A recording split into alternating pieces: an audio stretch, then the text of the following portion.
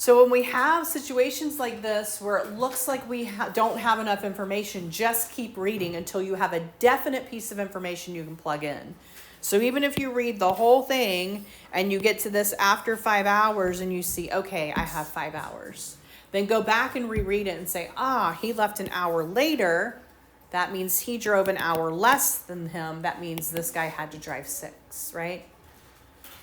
Keep reading. It says 12 miles an hour faster. And they never tell you the other guy's time. There's your variables, your rate and your rate plus 12. Once you have this, you've got it, right? You're just going to multiply across. The only other thing I would point out is, I'm saying it over and over because I'm still seeing the error.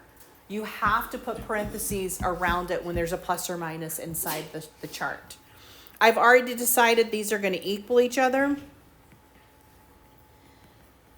Remember, those parentheses have to follow your equation. We do need to distribute, and that's the whole point of those parentheses. 5r plus 60. And then just subtract your 5r over. You're going to get that r equals 60. You're going to go back to your chart. R represents Adam's speed. 60 miles per hour. Go back to your original problem. What was Adam's average speed? You have answered the question, because they could have just as easily said, what was Daniel's speed? And you did not answer the question, right? And so always go back. What did my variable represent in my chart? Did that answer my question? Do I need to do something else? Amy made a trip to the lake and back. The trip there took 6 hours. The trip back took 5 hours. She averaged 10 miles an hour faster, right, on the return trip than the outbound trip. What was her average speed on the outbound trip? All right, so if you need to, you can label it there and back, but outbound and there is the same thing. Made my line too long. And inbound is back. So it says trip there took 6 hours. Outbound is there. Back took 5 hours. Return is back. All right. So I usually label these there and back. Again, rate, time, and distance. The trip there took 6 hours. They just handed me my time. The trip back took 5 hours. There we go. 10 miles an hour faster on the return trip. Remember, when your distances equal each other, the faster speed should go with the shorter time, right? I technically don't know either of them, but this is what it should look like. If I'm going faster, the same distance, it should take less time to do it, right? So then once I have this, again, I have my chart, 6x. Don't forget those parentheses. When I am going there and back, what do I know about my distances? They equal each other. So I also already have that equation. Distribute, and then subtract over. All right, so 50, go back to your chart. It is 50 kilometers per hour on the trip there. Go back to the question. What was her average speed on the outbound trip? Outbound means there. Outbound means there. I have answered the question. If they had said return, I would have said 60 miles an hour, right? But they said on the way there, what was my speed? Cattle train left Washington and traveled towards Las Vegas at an average speed of 16 kilometers per hour. Sometime later, passenger train left traveling in the opposite direction with an average speed of 86 kilometers per hour. After the cattle train had traveled for 15 hours, they were 30 kilometers apart. Find the number of hours the passenger train traveled. All right. So this is what type of problem? What type of problem is this one? This is opposite direction, right? Keywords, there's some keywords. First of all, it says opposite direction. But the other thing is, anytime they give you a distance apart, that's going to be an opposite direction. Or they left opposite places and headed towards each other. That can happen too with these. What do I know about opposite direction problems and their distances? This is the only one where I'm going to add them, and this is the total distance apart. All right, this is the only one where you add them, right? And so I have a cattle train. I have a passenger train. All right, when I look at their speeds, cattle train left, how fast was the cattle train going? 16 kilometers per hour. How fast was my passenger train going? 86 kilometers per hour. Let's look at my time. They give me one time. What was the time? The cattle train traveled for how long? 15 hours. So this is what I do not know. By the way, if you use a T as your variable, pay attention that you are writing it very neatly and that it doesn't look like a plus sign, or you're welcome to always use X's. It doesn't matter to me. All right? Yeah, you just... So I have 15 times 16 here. I have 86 times T here. I am not going to set these equal to each other. I'm going to say 86T plus 240. Thanks. Equals 1530. It does not matter because you're adding them. You can add them however you want. To solve this, I'm going to subtract.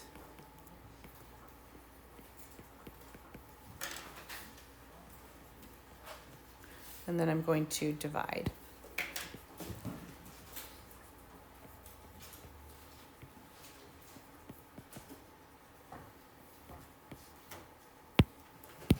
So if I go back over here, I get 15 hours. That's where it was. It's actually the only variable that I have. The only other thing they could have asked is how far did it travel maybe, but either way, you can go back and plug it in. With a mixture, it's a little bit different. So mixtures, you're going to have actually two things that you are combining to get a final mixture. So you're looking for how are they measuring it. You're looking for a percentage or a dollar amount. All right. So first we were going to read through it. We have Ted created a metal containing 84% nickel by combining two other metals. One of these other metals weighed 2 ounces and contained 90% nickel. If the other weighed 3 ounces, then what percent of it was nickel? All right. So how are they measuring? What's the unit of measure here? Ounces. We are talking about percent of what? Percent of what? Nickel. And so this is actually going to be ounces of nickel. I just combined those two to get this last column. Now I am looking for a final mixture and two things that are being mixed together. All right? Two things that are being mixed together. So he created a metal containing 84% nickel. Is that my final or one of the two that I'm mixing? So you're looking for words that give you a hint as to what you're talking about. He created this metal. That means that's the final metal, right? And so you can label it final mixture. You can label it my 84% guy. However you want to label him is fine. But he created this. So I already know its percentage because it told me right in the problem. 84% nickel. He combined two other metals and then they just told me about the two. So you can just say this is my first metal, this is my second. It doesn't matter how you label them as long as you pay attention. One of these metals weighed 2 ounces. So they just told me the first metal. How much of the first metal do I have? I have 2 ounces. They have told me this first metal, 2 ounces, and they've told me the percentage of this first metal. What is the percentage of this first metal? Right, I'm going to write it just like that. And all right, so I have this second metal. The other weighed 3 ounces. They just told me the weight of that one. All right. What percent? I don't know what percent, right? I do not know what percent, so I'm going to put my variable there. Remember with these columns, this one always adds up. This one do not add, right? So we add that one, we don't add this. So yeah, my total here is actually also given to me in the problem because I'm adding 2 ounces and 3 ounces. So my total is going to be 5 ounces, right? To get my third column, I multiply across. So I have 2 times 0.9. I have 3 times x. And I have 5 times 0.84.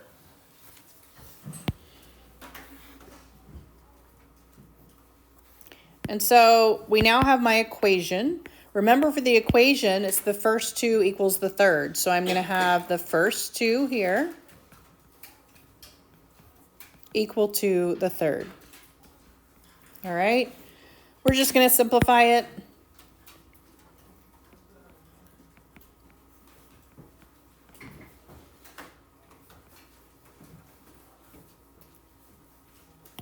All right, to solve, we're going to just solve like we would.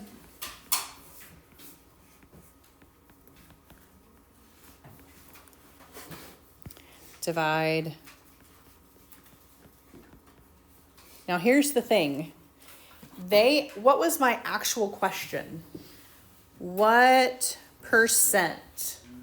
Am I in percent? No. I am not. You have to multiply by 100. So we're actually going to get 80% here. We're going to go back to our chart and say, this is the concentration of that. Is that what they asked for? Yeah. What percent of that second one was nickel? We answered the question. We're done. 80%. What is my measurement? How am I measuring these? What's my units of measure? Quarts. For these solutions, it's percent what? Percent of sugar. So this is going to be quarts of sugar. It says a sugar solution was made by mixing 6 quarts of 61% sugar and 5 quarts of 72% sugar. What is the concentration of the mixture? So I have my first solution, my second solution, and my final. Was made by. Was made by. What does that tell me about the information they're about to tell me? What does that say? Yeah, so this part right here is the final, which means these are the 2 that I'm mixing. Does everybody see that? It's not always going to be in the order that you would list it on your chart. Okay? The solution was made by mixing 1 and 2. All right? And there's my 1 and 2. So they've given me 6 quarts and 61%. They've given me 5 quarts and 72%. One of these I can add and solve for. Which one can I add and solve for? My quarts or my percentage? My quarts. How many quarts do I have? 11. I cannot add down for percentages. If they didn't give it to me, I cannot add down.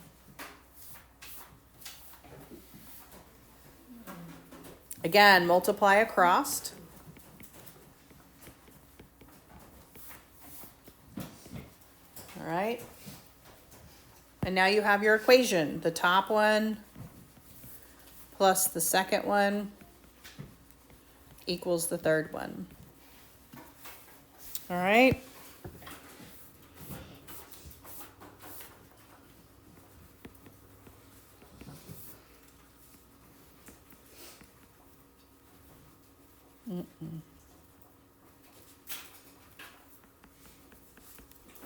All right. Multiply to get your numbers there. Combine your like terms on this guy.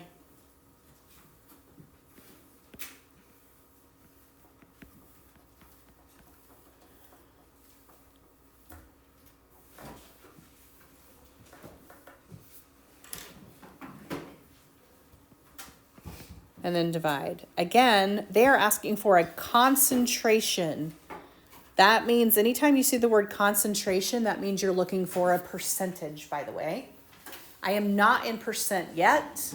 I need to multiply by 100. That means it's going to be 66%. I'm going to go back to my chart and find my X. My X represented the concentration of the final mixture. What was the concentration of the mixture? I answered my question. To build a garden of your dreams, you need 10 cubic meters of soil containing 80% sand. You have two types of soil. You can combine to achieve this. Soil with 50% sand and pure sand. How much of each soil should you use? All right, how are they measuring the soil? Your cubic meters is how they're measuring it. How many of those boxes are you buying in dirt? Okay. Percent what then? Percent of what here? Of sand, right? Percent of sand. And so cubic meters of sand is what you're going to have. All right. 80% sand, 50% sand. That's what you're doing there. All right. So let's read. What do we have and what's mixing together? To build the garden of your dreams, you need 10 cubic meters of soil containing 80% sand. You have two types of soils. I think they just gave us our two things we're mixing together, right? So the first thing we're mixing it together is soil with 50% sand. So my 50% here, they told me my percentage, 0.50. And then the second thing that I'm mixing together is pure sand. Pure sand. What percent sand is pure sand? 100%. We write that as a 1, by the way. Right? Pure is either going to be 0 or 100. Pure water, when it's percent alcohol, there's 0% alcohol in pure water. Pure sand, when it's percent sand, it's 100% sand, right? Does that make sense? So pure will always be 0 or 100. Always, depending on what it is. If this does not match, so if I had said something other than sand, it's not going to have any sand in it unless it told me. Now, the mixture is a little bit more hidden in this one. The only thing they gave me on my mixture, actually they gave me everything on my mixture, so I'm going to have to back into the other ones. My mixture was what I needed, my final product. 10 cubic meters of 80% sand. They gave me the measurement, 10 cubic meters, and they gave me the percentage, 80% sand, right? What they didn't give me is either of the other values. Remember when I said if they give you the total hours for there and back, you're going to end up subtracting. If they give you the total amount and neither of the other two, you're going to subtract. I don't know how much of the first mixture, but I do know whatever it is, if I subtract it from 10, I'll get what's left over for the second guy. Because the first one plus the second one have to equal 10. I don't know either one. So I'm going to put a variable for the first one, and whatever he is, I will subtract from that 10 to get the second one. All right, does that make sense? Once I have this, I'm good to go. I'm just going to multiply across, right? So I have 0.5 times x. I have 1 times 10 minus x, which just multiplies out. And then I have 0.8 times 10. So now I'm going to set up my equation. 0.5x plus 10 minus x equals 8, right? I just multiplied.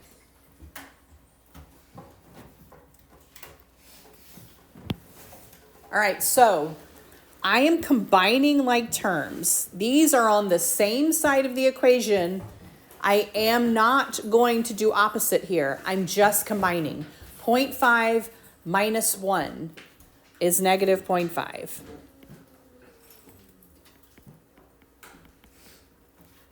Now I'm moving across the equation. Now I'm going to move this 10 over. So I have negative 0.5x equals negative 2, right? If I divide 2 by 0.5, I'm going to get 4. Yep, positive 4. Go back to your chart. What did that represent? Where is just the X all by itself? Up here of your 50%, right? So I have 4 cubic meters of the 50%. They want both of them. I'm not done. How much of each? I need to give the second guy. What do I do with that 4 to get the second one? It tells me 10 minus it. So I have 6 cubic meters of the second one. And now I've answered the question.